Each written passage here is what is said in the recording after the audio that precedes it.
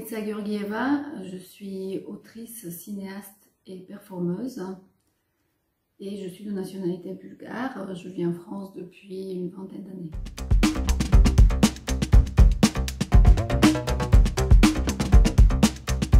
Alors moi j'ai repris des études en littérature plus tard puisque j'ai d'abord un parcours de cinéma et c'était très intéressant de écrire ce premier roman dans le cadre du master parce que c'est un moment assez privilégié, on va dire, puisqu'on est très entouré, on est suivi, c'est un travail qui se fait dans le partage, ce qui est assez exceptionnel par rapport à la condition de l'auteur en général, où on est souvent justement seul.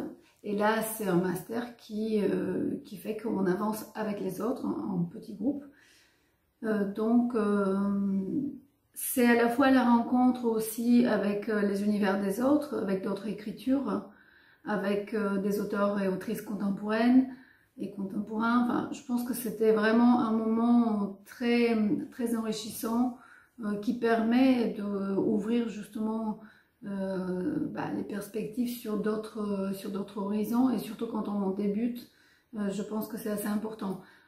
En plus, je suis étrangère, c'est la première fois que j'osais écrire un roman en français et je dois dire que j'étais assez bien accompagnée de ce côté-là, c'est-à-dire que on prenait en compte les particularités de la langue qui participaient aussi dans le style un peu étrange que je recherchais dans ce premier roman. Voilà, on m'accompagnait, enfin j'étais assez bien... J'étais bien entourée et on m'accompagnait sans forcément dénaturer, on va dire, aussi l'étrangeté de la langue. Et ça, c'est peut-être aussi la particularité de ce master. Il y a aussi des autrices et des auteurs parmi les professeurs et qui sont très à l'écoute, qui ne vont pas forcément appliquer des règles d'écriture, pas du tout. Ils vont plutôt travailler avec ce qu'on propose.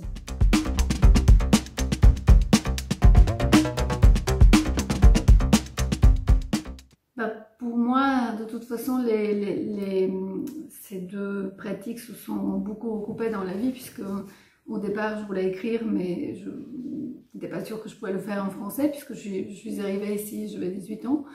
Et donc, je me suis orientée vers le cinéma qui me paraissait plus accessible à moi, même si je devais tout apprendre dès le début, hein, mais j'étais très vite intéressée aussi par le cinéma documentaire de création, ce qu'on appelle le documentaire d'auteur, où on cherche quand même des formes, mais où on filme des gens réels.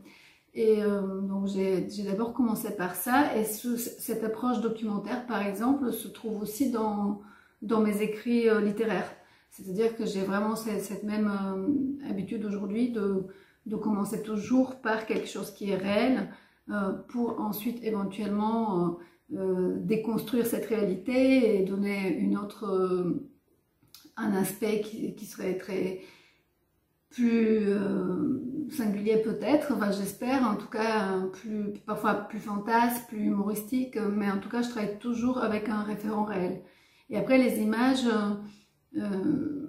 D'abord, c'est ce qui m'a ramené à la littérature, puisque quand on écrit un film, il faut aussi passer par l'écriture, hein, c'est un autre type d'écriture, mais quand même, c'est quelque chose qui nous oblige à travailler avec ce qu'on voit. L'écriture de cinéma, le principe, c'est qu'on écrit toujours ce qui est visible et non pas ce qui est invisible. Donc, c'est vraiment c'est à la fois différent, mais en même temps, ça amène une sorte de précision. Et après, quand j'écris, je travaille beaucoup avec des films, et parfois je peux même, par exemple, j'ai écrit une nouvelle qui est à partir des images que j'ai tournées. Voilà, donc je vais souvent un petit peu recouper les deux. Et quand je fais des performances littéraires, ce sont aussi d'autres formes qui sont vraiment à la lisière entre l'écriture littéraire et la vidéo.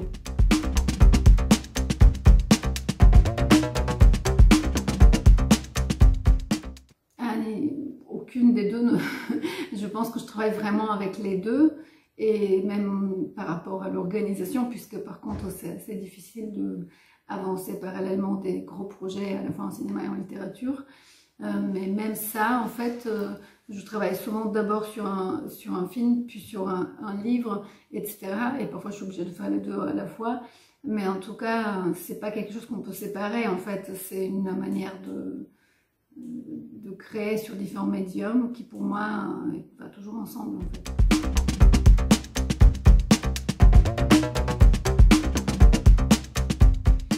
Alors, c'est vraiment un moment, c'est un petit cadeau comme ça en plein milieu de l'été où moi ça me permet de vraiment me concentrer sur mon travail, d'être loin du quotidien et de pouvoir vraiment m'immerger dans le travail que je suis en train de faire. Et puis on a vraiment la chance d'être aussi dans un environnement qui est très sympathique. Enfin, déjà que la villa elle est spacieuse et très agréable et qu'il y a beaucoup de livres que j'ai consulté pas mal de choses. Enfin, je suis venue comme toujours avec un tas de livres de chez moi et au final j'ai trouvé d'autres livres dans cette bibliothèque qui finalement ont fait des vrais déclics.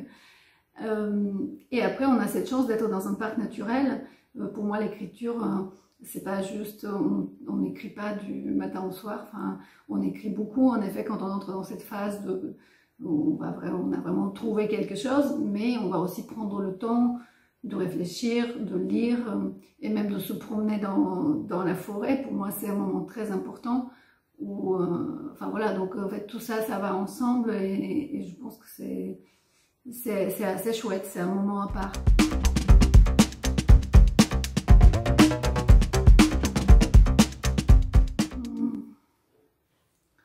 Je sais pas, je pense que ce qui se passe ici, c'est que forcément on fait un peu le tri des choses, c'est un peu plus silencieux, c'est plus calme et donc ça permet aussi de vraiment, du coup, même pouvoir se reposer et avoir ce silence tout le temps, ça aide pour moi de trouver en fait ce qui est le plus important. Voilà, donc c'est un peu pour moi un moment où on fait le tri, donc je sais pas si c'est tellement l'environnement que je vais inclure directement dans mon écriture.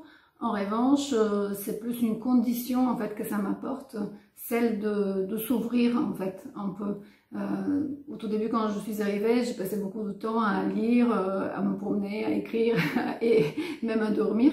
Et c'est très important en fait parce que c'est le moment où l'imaginaire a besoin de ces moments-là. Sinon quand on est trop saturé dans la vie de tous les jours, dans une ville très bruyante comme Paris où je vis, forcément on n'a pas la même condition et la même disposition de l'esprit qu'on aura dans un endroit calme et isolé.